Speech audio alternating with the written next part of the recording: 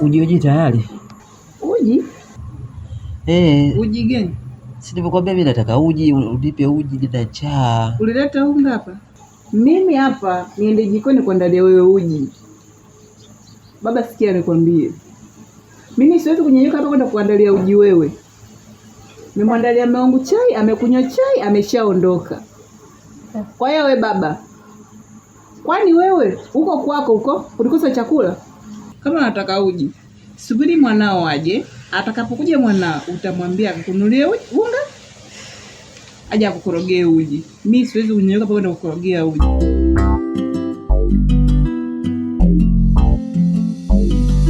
Kuna muda najiuliza na sipati majibu kabisa. Naona giza, kesho yangu imefichwa. Na wangu huyo. Karibu. Asante. Karibu mume wangu. Asante. Mnaendeleaje? Sisi tunashukuru Mungu. Sisi wazima. Sijui uko wewe ulikotoka. Nilikotoka kwema. Sijajua hapa unaendeleaje. Mjomba wangu anajisikia vizuri sasa hivi. Tumuombee tu kwa Mungu atakuwa sawa.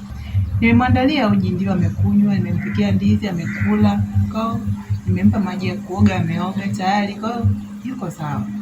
Mjomba. Mimi nadhani utakuwa sawa tu. Kwa sababu hiki ni kipindi cha mapito. Ingali unatumia dawa na unakula chakula kwa wakati, afya yako itaimarika. Sawa.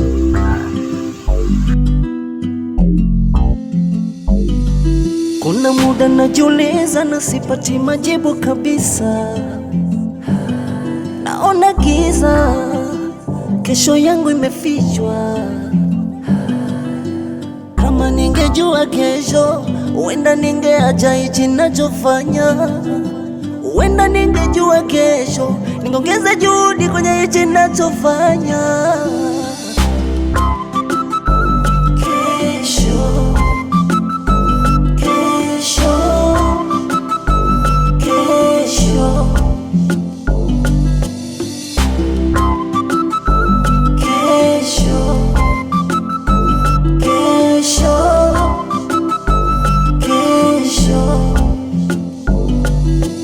Kabla hujafanya jambo kwa mwenzako hata kwako. Mdogo wangu, jisikie huko nyumbani. Yaani kuwa huru. Kuwa huru kwa chochote kule. Yaani ukihitaji chochote niambie. Sawa? Sawa. Na pia sijakutambulisha. Unaona yule mgonjwa alolala ndani? Yule ni mjomba wa mume wangu. Ni mgonjwa. Kwa amekuja kujiuguza hapa. Sawa? Ila kuna kitu kimoja nataka nikuombe mdogo wangu. Yaani usifanye kitu bila ruhusa yangu. Yaani hata akikuomba chochote nishirikishe mimi. Yaani iwe maji, chakula, matunda, yaani kitu chochote atakachokuomba niambie mimi. Sawa? Sawa. Usifanye bila ruhusa yangu mimi. Sawa mdogo wangu? Sawa. Nakuomba sana. Na pia usifanye bila ruhusa hata ya mume wangu. Sawa? Kuna muda najiuliza na sipati majibu kabisa. Naona giza. Yaani usifanye kitu bila ruhusa yangu. Yaani hata akikuomba chochote nishirikishe mimi.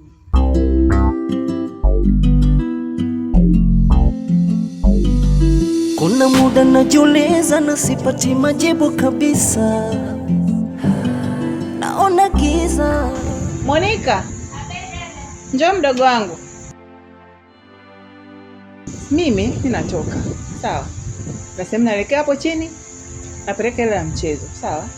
Kwa mimi naomba ufanye usafi hapo ndani. Sawa? Sawa dada. Haya, sawa.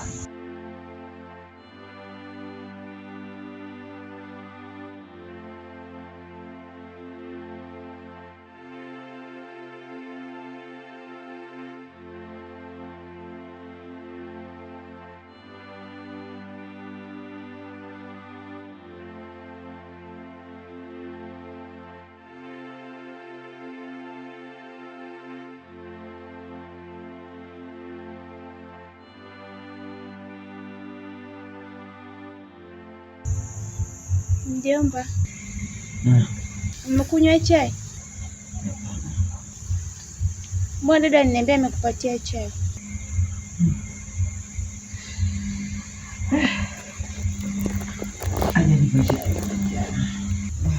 Basi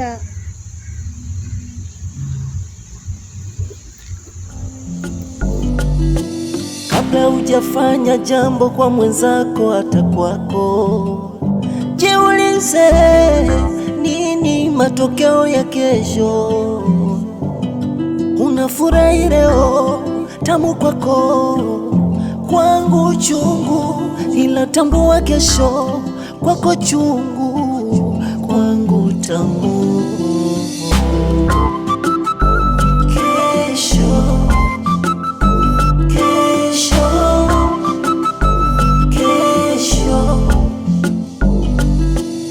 dukani. Karibu. Shikamoo. Naomba juisi ya tunda. Bila shaka ulikuwa unazungumza na simu pale. Ni kweli nimekuwa shida yangu ile simu yako. Ile simu yangu subiri nikuangalie hapa. Asante.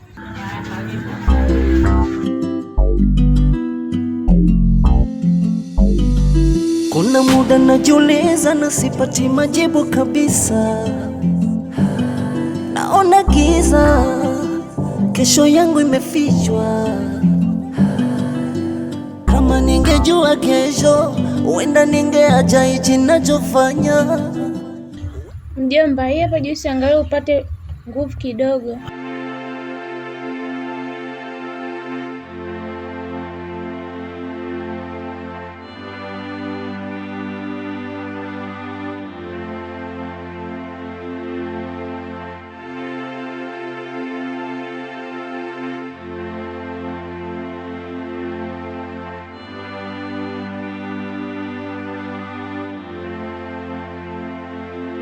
Wewe, kuna nini hapo? Kunywa. Wenzenyewe sijui wapo. Yaani kazi uroho tu wewe. Yaani dada wewe ngoja sijui yupo. Yaani kwenye familia juisi za watu. Ngoja sijui wapo. Si mtoto wapi hao wazee? Mimi nafikia bana. Yaani dada mimi mzee simuelewi. Nimetoka hapa nimeenda dukani, nimekuja hapa niomba juisi yangu. Sijui wazengine mmewatoa wapi. Lakini mdogo wangu nilikwambia usikae karibu na yaani vitu vyako na huyu mzee jamani. Mbona hivyo? Wewe mzee nilikwambiaje? Wewe nilikwambieje? Wewe unataka juisi Unataka kula Unapopa kula tusidie. Sasa kula kabisa. Sio unataka kula. Kabla hujafanya jambo kwa mwenzako hata kwako. Nilichokiona ni kweli ama nimeona vibaya?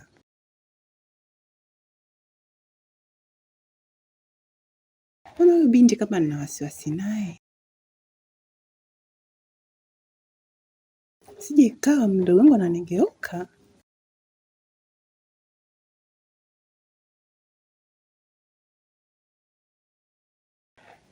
Nahisi kama hayuko upande wangu kabisa. Sasa tamnyoosha dawa yake nayo.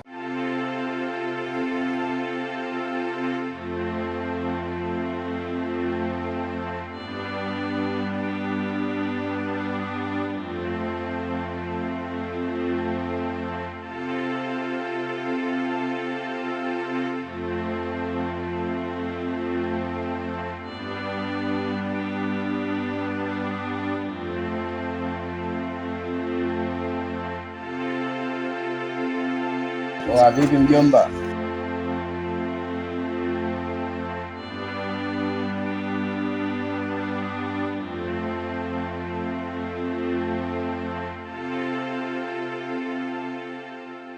Vipi, umemfikisha? Baridi mjomba, yeye kashapanda gari nini, sema ndio hivyo tu, chuma nenda huzunika. Una uhakika kabisa kwamba kapanda gari? Uhakika mjomba. Sawa. Unanidai shilingi ngapi? 3000. 3000. Ngoja nikupatie hela yako.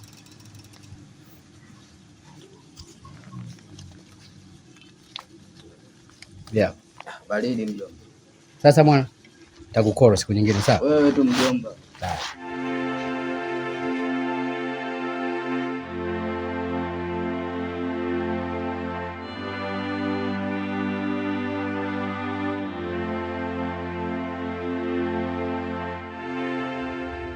Mjomba. Naam. Kwani yule binti ameondoka? Ndio mjomba, kaondoka. Mbona ghafla hivi? Ni kweli, lakini kuna dharura imetokea nyumbani kwao. Kapigiwa simu, ndio maana kaondoka kwa haraka sana.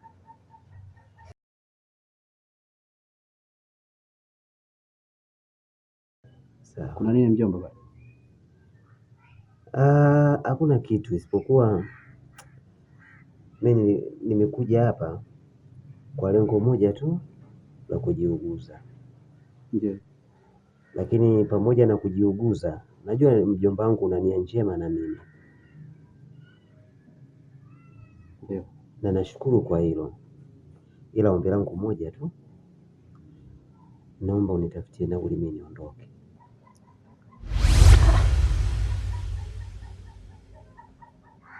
Mjomba, nauli tena? Naam. Lakini mjomba, mimi naipenda sana ndoa yako na sitaki niibomoe. Najua kabisa nikiendelea kukaa hapa nitahatarisha uhai wa ndoa yako. Wewe ni mtu mzima, naomba utafakari kwa hilo. Mjomba, yaani unajua unanichanganya kusema hivyo, kwa sababu wewe hapa umekuja kwa ajili ya matibabu. Isitoshe mimi nimetoa pesa zangu kwa ajili ya kukuuza wewe. Hapo ulipo una miezi tu 3 kwenye matibabu. Iweje leo katishe matibabu yako? Halafu wewe na ndoa yangu haviingiliani chochote. Kwa hiyo mjomba, nachokushauri wewe, kaa tulia, matibabu yako yakiisha utaondoka. Mjomba, wewe ni mtu mzima, sawa? Mtu mzima mwenzako anavyoongea inatakiwa utafakari mara mbili. Sawa, tuachane na hayo. Mimi labda nataka nikwambie kitu kimoja. Huyo binti aliondoka, hakuna dharura yoyote. Mambo niamini. Isipokuwa tu ni kwamba kuna kitu kimesababisha aondoke. Ila narudia tena, wewe ni mtu mzima, hebu chunguza. Sitaki ugombane na mke wako, wala sitaki umuulize kuhusu hili. Tunaongea kiume mimi na wewe. Naomba mjomba, chunguza hichi kitu kwa makini.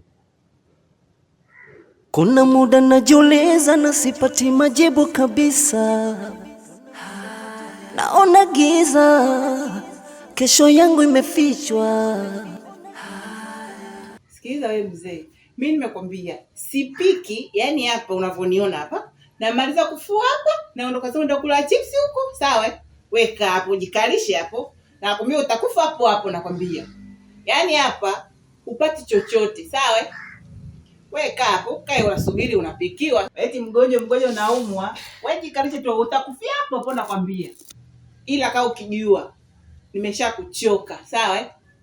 Yaani hapa nilipo, yaani nimekuchoka mpaka nimekuchoka kweli. Tena ujiandae tu uondoke. La sivyo utakufa hapo hapo, nakwambia. Unajumulisha na shati yana unataka uonekane wewe mwanaume sana. Kaa hapo, nakwambia. Hapo utafia hapo hapo. Muone kwa sura mbaya.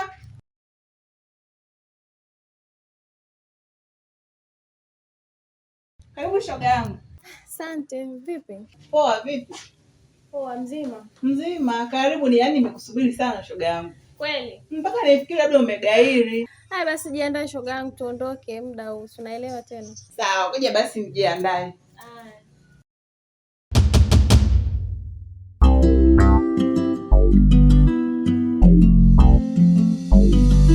Kuna muda najiuliza na sipati majibu kabisa.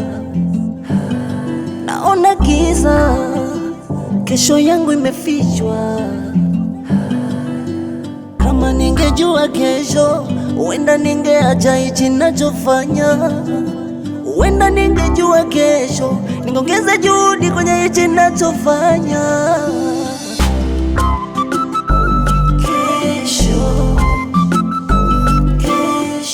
Jirani. Niambie jirani. Kula. Nakula sivyo? Unajua nimekutoa faraga hapa. Nilikuwa na mazungumzo na wewe ya muhimu sana. Ndio maana nikaamua nikutoe faraga kama mazingira kama haya. Unajua hapo nyumbani mimi naishi mke wangu na mjomba wangu. Ila sasa sijajua hali ya mjomba wangu napotoka mimi kwenda kazini anaishije. Ndio maana mimi nimekuita hapa nikuombe kama jirani yangu. Nikuombe kama ndugu yangu. Uniangalizie mjomba wangu anaishije, anaishi mazingira gani nikiwa mimi sipo. Yaani nikwambie jirani yangu, kiukweli mjomba wako anateseka sana. Yaani kama wewe umeamua kunifungukia mimi na mimi nimeamua kukufungukia wewe. Short and clear, mjomba wako anateseka sana. Yaani wewe jaribu kumchunguza mke wako, jaribu kufuatilia nyendo zake, utajua ukweli. Hilo mimi nilijua toka muda. Na tayari nilikuwa nimeanza kuhisi kitu, lakini sikuwa na udhibitisho. Ndio maana leo nikaamua kukutoa wewe, kukuuliza. Kumbe tayari wewe unajua ukweli wote. Ndio hivyo jirani yangu. Kama mimi niliamua kukuambia ukweli, yani wewe jaribu kuchunguza. Yani kikubwa jaribu kumchunguza mke wako. Hicho ndio kinachotakiwa. Kabla hujafanya jambo kwa mwenzako hata kwako, jiulize nini matokeo ya kesho. Mjomba.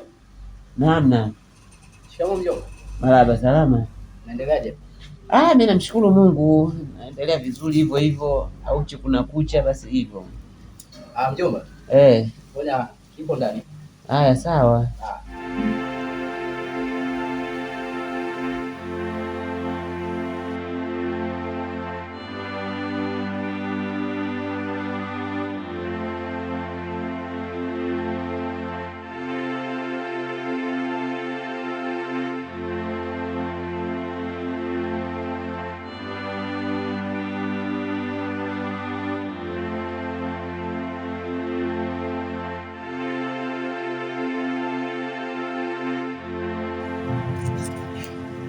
Mjomba. Naam. Simoni mke wangu kaenda wapi? Huyu mkeo bwana anaendaga hivi. Kishafika mida kama hii anaendaga huku anarudi hivyo. Mjomba. Umekula? Nimekula. Sikiza mjomba, nikwambie kitu. Hebu naomba uniweke wazi. Isitoshe wewe uliniambia kwamba nitafute udhibitisho au nichunguze. Tayari nimeshachunguza kiasi nimepata. Lakini leo nataka uniweke wazi kwamba mimi ninapotoka hapa kwenda kazini, wewe unaishije? Unaishi mazingira gani? Ndio hicho ambacho nakuomba mjomba. Nakuomba sana niweke wazi. Sawa. Mama nimesema unahitaji kujua, nikuweke wazi, nikupe ukweli. Kifupi ni kwamba mjomba, mimi sijala mpaka muda huu. Na hii mimi nimeshazoea. Mimi mume wangu mpaka uwe wewe. Ukiwepo wewe hapo nyumbani, mimi nitakula, nitajaliwa. Lakini kiukweli kama wewe haupo, basi na langu halipo. Maisha haya nilikuwa naishi siku zote. Ikifika mchana muda kama huu, anakwenda zake huko. Kama ni chips anakula, tena ananiaga kabisa, anaenda kula huko. Akirudi hapa anashughulika na mambo mengine, masuala ya kula hakuna. Imefikia tu mimi mpaka dawa nakunywa hivi hivi, muda hata kula. Jana nyuma, lakini nashindwa nifanyeje mjomba. Ila mimi kwa sababu nimeshazoea, sihitaji ugombane na mkeo. Mimi sija kufarakanisha ndoa ya watu.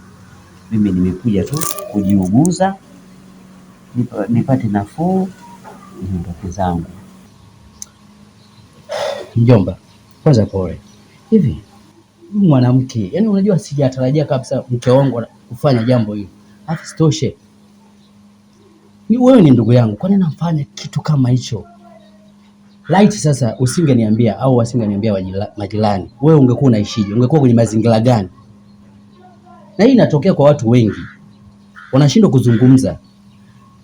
Sikulaumu sana kwa sababu wewe ulikuwa unatetea ndoa yangu, lakini Waswahili wanasema mficha uchi hazai.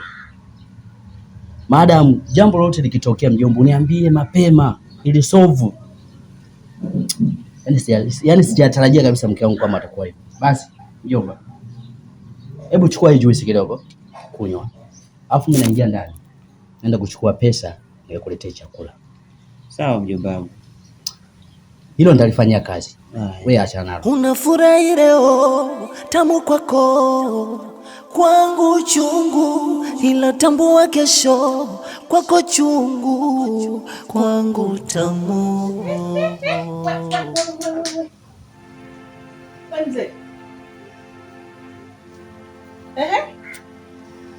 Juice umetoa wapi?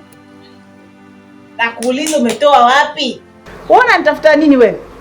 Mbona unapenda kunitafuta? Wewe mzee, mbona unataka? Wewe unanitafuta wewe mzee?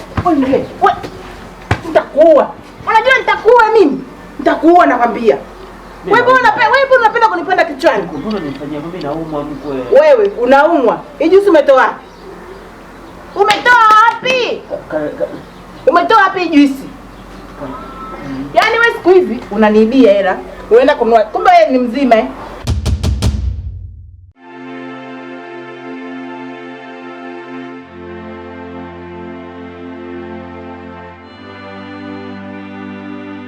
Mzee nitakuua. Unajua nitakuua. Yaani usinichukulie poa. Mimi mwenyewe nimevurugwa. Na wangu. Karibu.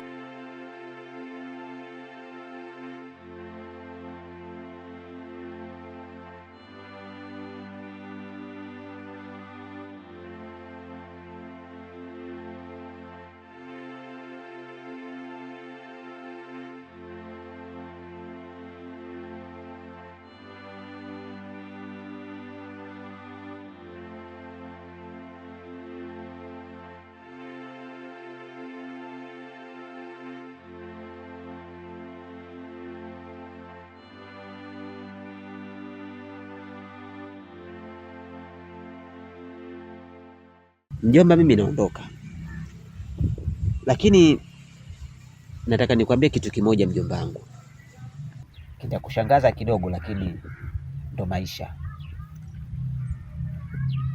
Mimi sikuwa mgonjwa, wala mimi kwako sijeja kujiuguza, isipokuwa nimekuja kwako kwa kazi moja tu. Lengo na madhumuni, nilitaka ujue sura halisi ya mke wako. Nadhani umeshamuelewa vizuri mkeo. Kazi kwako.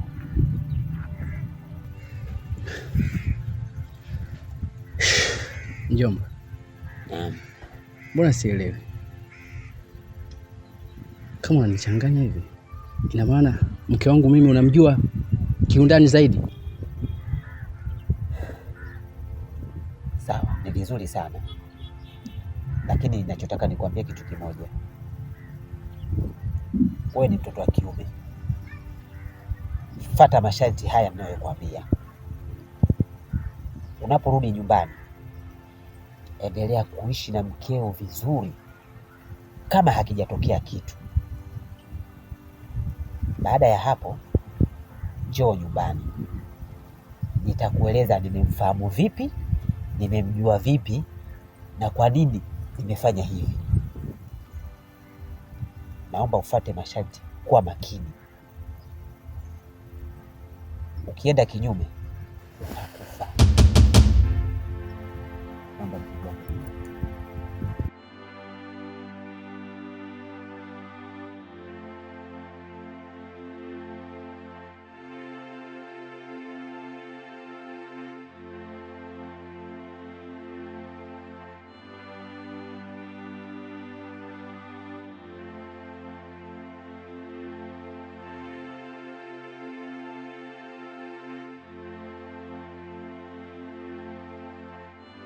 wewe ni mfugo wangu.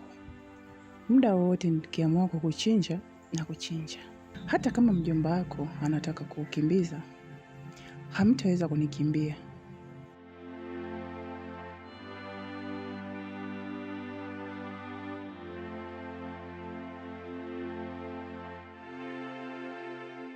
No.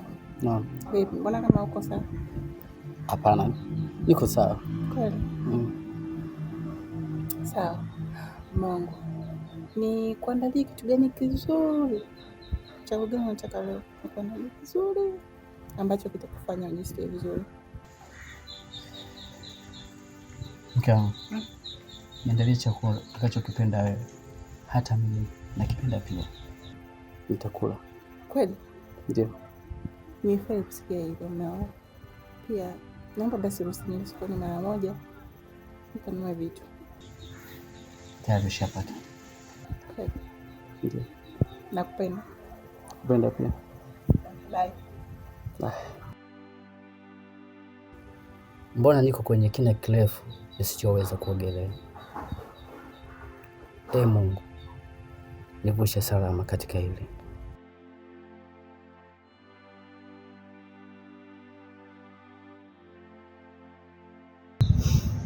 Mke wangu, Niambie mama. Kama tulivyozungumza, kesho natakiwa niende kazini, ila sitorudi, maana kuna kazi kubwa sana kule ofisini inakuja. Kwa natakiwa nikamilishe kabla ya kufikia Ijumaa. Nikimaliza nitarudi. Sawa mke wangu? Sawa mume wangu, mimi nimekuelewa. Pia nikutakia tu utakuwa na kazi njema. Nakupenda sana mke wangu. Nakupenda pia. Hivi unadhani sijui kama unaenda kwa mjomba wako? Sasa hadithi ya kitabu chako imefika ukurasa wa mwisho.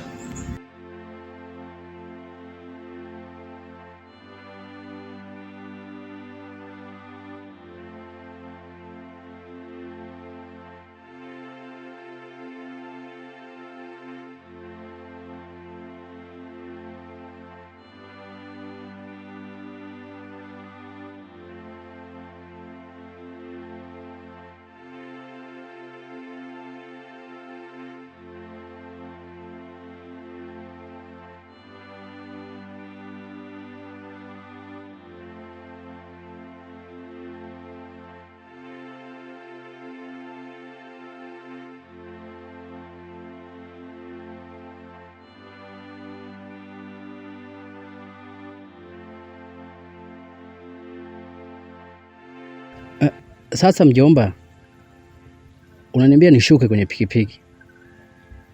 Hapa nilipo ndo nimechukua bodaboda ile kwa ajili ya kuja huko.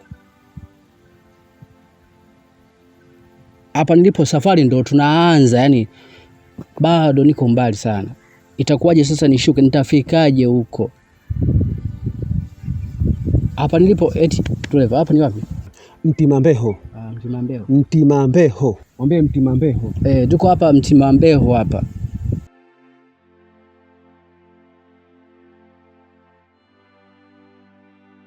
Haya, sawa mjomba, nimekuelewa. Haya. Driver, unadai shilingi ngapi? Shilingi 5,000. 5,000. Sasa ndugu yangu, kusema ukweli bwana, mimi niko nayo hapa. Alafu kiangalia bado hujanifikisha sehemu ambayo tulikuwa tunaenda. Ningesema kwanza kule ndugu yangu. Unajua tena maisha yenyewe ndio haya, afu mafuta yamepanda bei, unajua? Najua. Kwa hiyo msingi, lakini kwa sababu binadamu fresh. Asante sana. Haya, shukrani.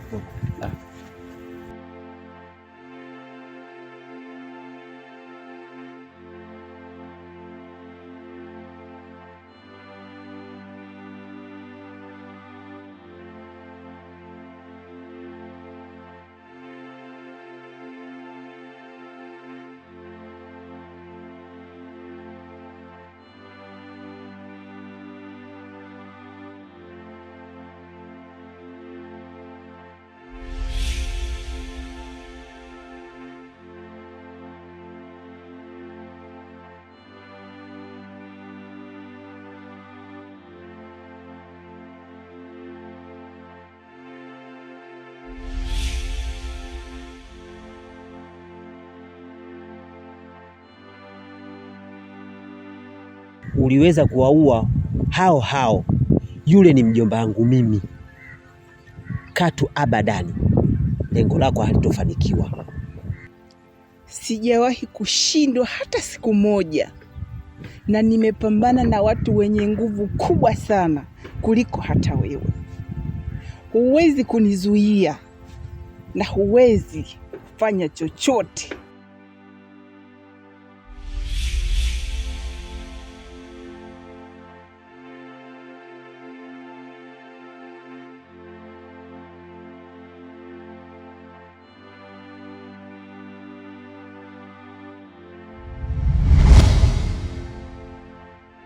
Jomba. Jomba. Jomba.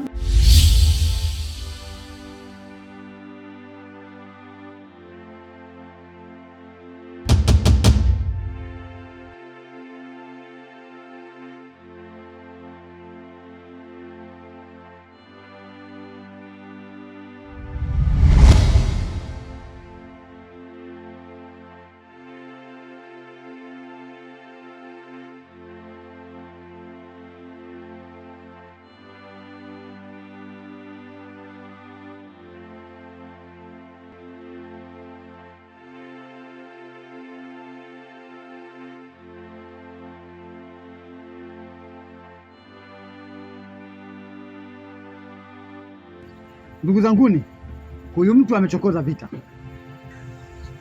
Haiwezekani aweze kumfanyia ndugu yetu namna hii.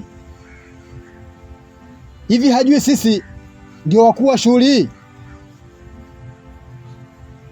Sasa tutamuonyesha kwamba sisi ni wakuu kweli wa kazi hizi.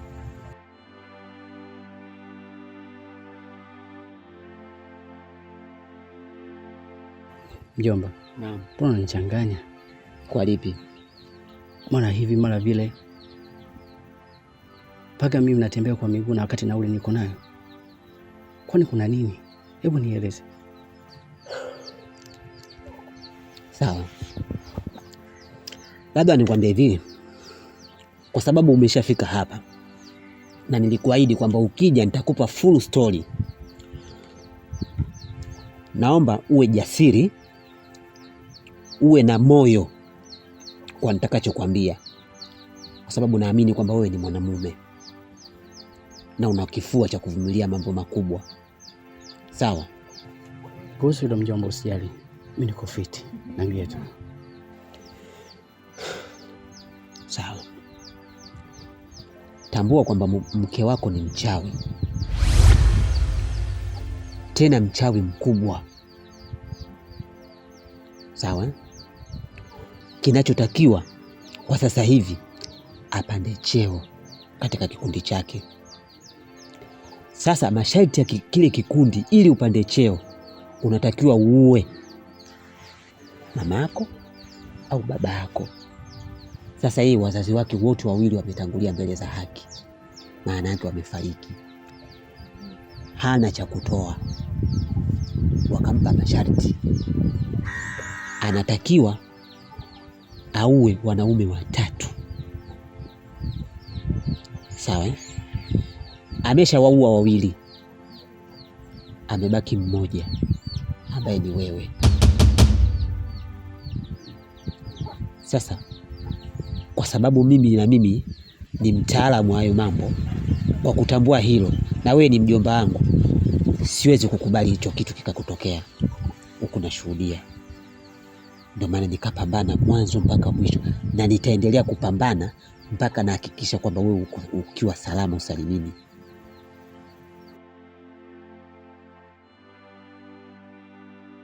Fahamu fika, hata nilipokuwa pale nyumbani nilikunusulisha kwa mambo mengi sana.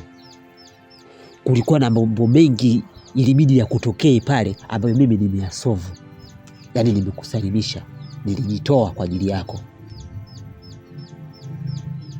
Kingine usichokijua, hata safari ya kuja huku, ulivyokuja huku, ndio maana nikakwambia shuka kwenye bodaboda, tembea kwa mguu, kwa sababu nilijua kabisa kwamba bodaboda ile ulioipanda ingesababisha kifo chako. Lakini mjomba, Mke wangu hajui kwamba nimekuja huku. Sasa hiyo ajali angesababishaje?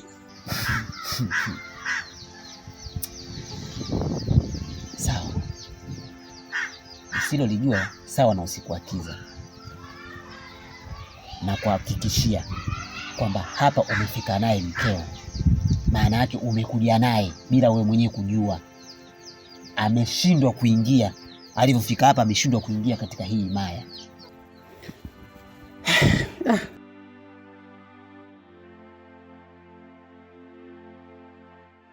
Ndugu yangu, mimi nimekuja, jambo lililoleta ni kuhusu ndugu yetu Eliza.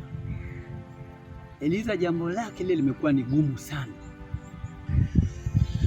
Yaani mimi nimehangaika vya kutosha, lakini kwa kweli naona ninakaribia kushindwa. Na ninashindwaje? Kwa sababu yule Eliza mjomba wake amekuwa ni moto. Ni moto kweli kweli. Kwa hiyo ujaji wangu mimi kwako ni kwamba unipe wazo au unisaidie. Hadi na wewe umeshindwa. Sasa sijui nitakusaidiaje kwa kweli. Make leo jioni mimi naondoka, nasafiri. Sasa ila kama utaweza, unaweza ukanisubiria mpaka nitakaporudi, ila kama vipi unaweza ukatafuta mtu mwingine akakusaidia.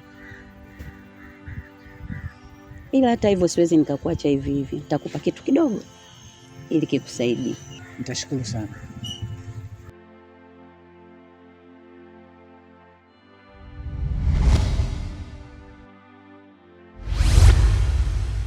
Sasa mimi ndo naondoka. Ndio. Nilikwambia nitakupa kitu. Mtu mwenyewe ndio huyu hapa atakayekusaidia. Ndio. Kama mkiweza sawa, kama ikishindikana mnisubiri mpaka nitakapokuja. Sawa sawa. Nashukuru sana.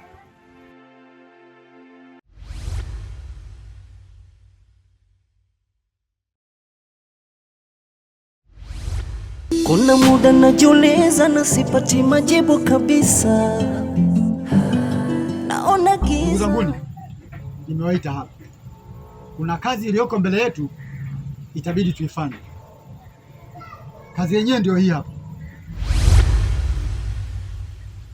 Hiki ni kitoweo chetu, lakini huyu hapa anataka atutolee kitoweo chetu. Sasa kabla hajatolea kitoweo chetu, itabidi tumshughulikie haraka sana. Sawa? Sawa.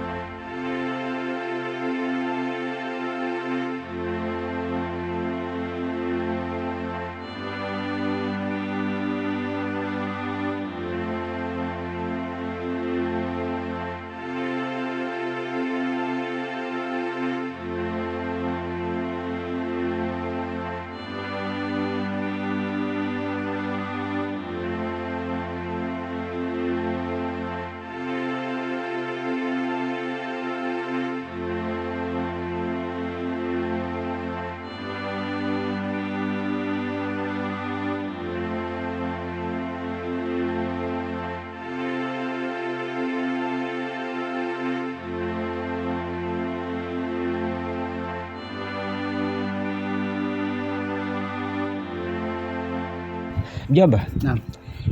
Bana, mimi nakutakia safari njema. Sawa Ndio. Lakini kwa ile dawa tuliyofanya, naamini kinga zote zimeshakinga mwili wako. Uko vizuri. Sawa Kwa hiyo hakuna yoyote atakaye kuchezea kwa ushirikina. Kwa hiyo ninachokueleza ni kwamba nenda tukafanye shughuli zako kwa amani na utulivu. Nikutakie safari njema. Mjomba. Kwanza mimi nashukuru sana. Sawa. Acha niende. Wewe nenda. Mimi nakutakia safari njema. Na kwako pia. Haya, sawa. Kama ningejua kesho, huenda ningeacha hichi ninachofanya. Huenda ningejua kesho, ningeongeza juhudi kwenye hichi ninachofanya.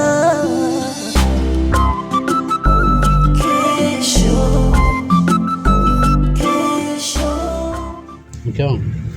Abema. Chakula cha leo ni kitamu sana. Kama wewe ulivyo mwanamke mzuri kwenye maisha yangu. Nikwambia kitu. Kipindi niko kazini, ndikimisi sana hichi chakula. Mimi najua mume wangu chakula changu nakipenda sana. Na nimekuandalia chakula ambacho nakipenda sana. Unajua ninavyokupenda.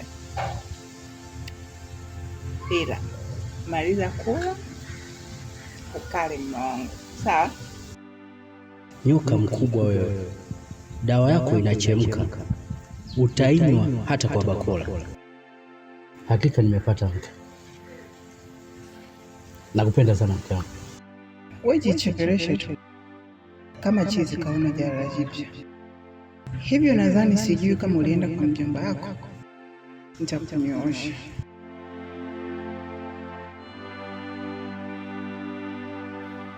Okay. Ni kuna jambo nataka nikushirikishe. Niambie. Mimi nikionelea nataka tuende hospitali tukapime afya zetu. Kwa sababu tumekaa kwenye ndoa muda mrefu bila kupata mtoto. Wenda mimi nikawa niko na tatizo au wewe. Ndio maana nimetaka tuende hospitalini ili kujijezesha afya zetu zikoje. Mume wangu. Mbona mapema sana? Hapa tu Mungu bado hajapanga. Tungevumilia kidogo. Hapana, hiyo sio kawaida. Na tena nilikuwa nimepanga ndani ya wiki hii inatakiwa tuende tukapime tujue afya zetu zikoje. Sawa mume wangu, nimekuelewa. Pia siwezi kukupinga. Unajua. Ni vizuri sana.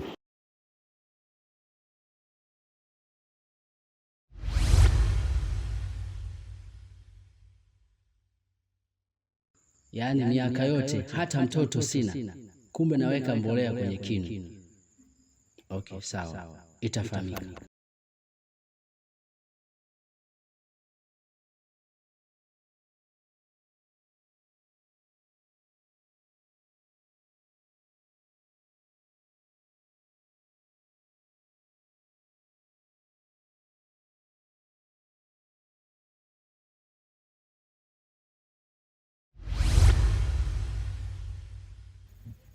Mke wangu. Mbona umeniwekea kinu? Kinu?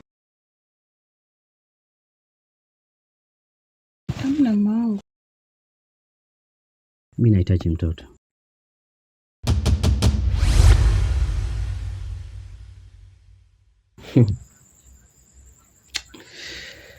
Mchezo umeanza. Na hii ni fainali.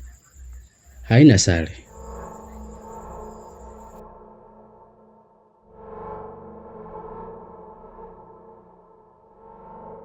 Jamani, kazi imekuwa ngumu sana. Huyu mwanaume yani kapata kinga kubwa sana.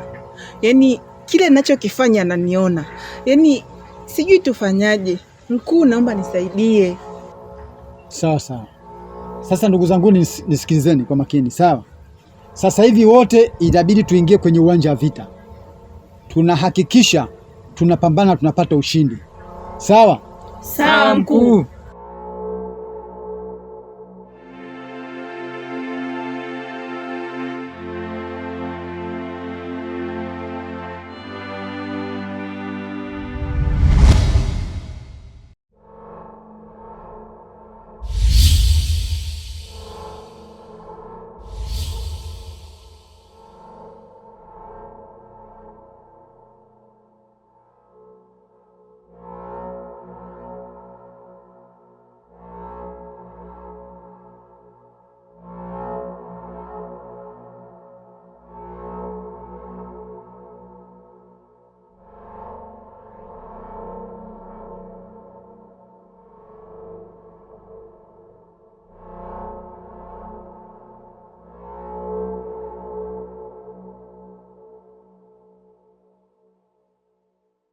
Halo mjomba.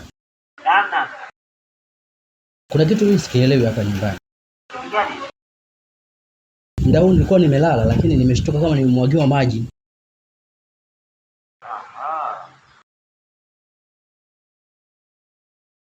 Hayo mambo madogo sana. Hiyo ni michezo hiyo. Wale wachawi wamekuja.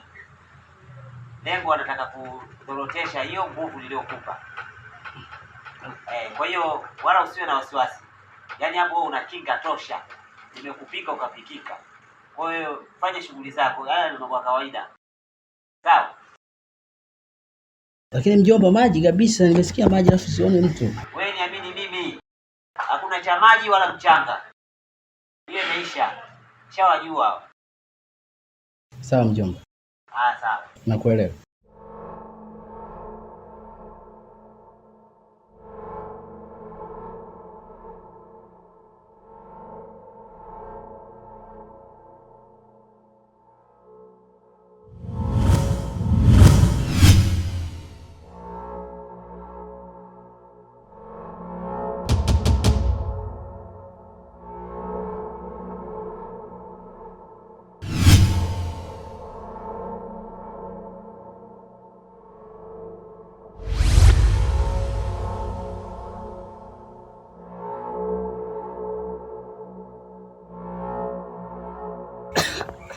Poleni vijana wangu, poleni sana.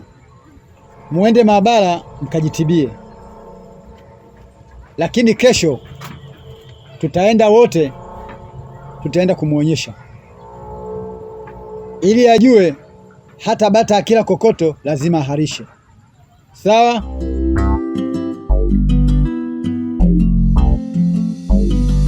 Kuna muda najiuliza na sipati majibu kabisa. Na mke wangu. Unajua najisikia vibaya. Yaani nahisi homa kabisa. Mke wangu, pole sana. Pole sana mke wangu. Pole sana. Ndio maana naona hata mwili wako uko na joto sana. Najua sio ni hali ya hewa, lakini naamini utakuwa sawa. Sasa mke wangu, itakuwaje sasa? Unajua ilitakiwa kwamba kesho niende kazini. Na hiyo kazi ni kazi ya watu na inatakiwa nikae siku 3 kule kazini. Sasa itakuwaje na huko unaumwa? Na isitoshe sijaomba ruhusa kazini. Siku 3 mume wangu. Ndio. Sasa nabaki na nani? Unaona hali yangu sio nzuri. Ni kweli mke wangu, lakini ndio maana nitaka nikupe taarifa mapema, lakini tayari wewe ni mgonjwa. Ila nikuombe kitu kimoja. Mimi niende tu kazini. Nitajitahidi tutakuwa tunawasiliana. Sawa mke wangu? Sawa, siwezi kukupinga mume wangu. Wow, ndio maana nafurahi sana. Wewe ni mwelewa sana. Na hisi tutafika mbali sana. Nakupenda sana. Nakupenda pia. Najua unaenda kwa mjomba wako. Safi sana. Maana tutawafinya wote kwa pamoja. Kesho.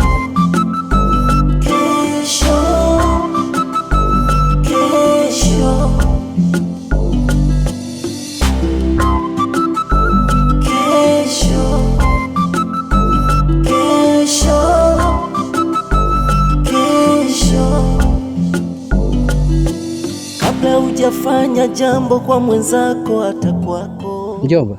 Naam. Shikamoo. Marahaba. Salama. Mjomba. Mbona umekaa hapa? Kuna nini? Nilikuwa nakusubiri wewe. Mjomba, kuna nini? Siku ya leo sio siku nzuri. Sasa ndio maana nikaona kwamba ngoja nikufuatilie. Madhali umekuja, basi tuondoke. Mjomba, mbona unanitisha? Kuna nini? Katika maisha kuna nyakati za furaha na nyakati za huzuni. Ukiwa na furaha, tegemea kupata huzuni. Na ukiwa na huzuni, tegemea siku kupata furaha. Washa kwa pilipili ndio utamu wake. Utanielewa. Twende zetu mjomba.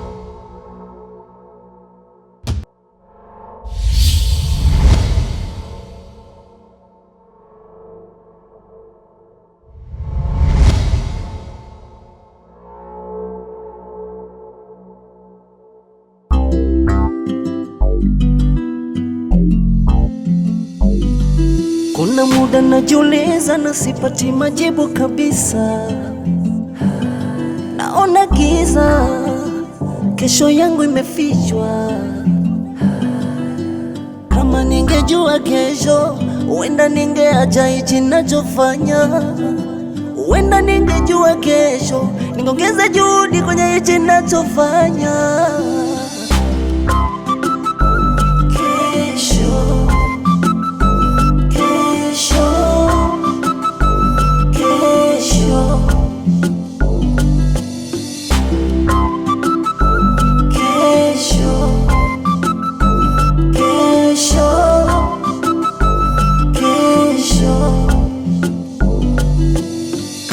Hujafanya jambo kwa mwenzako hata kwako, jiulize nini matokeo ya kesho.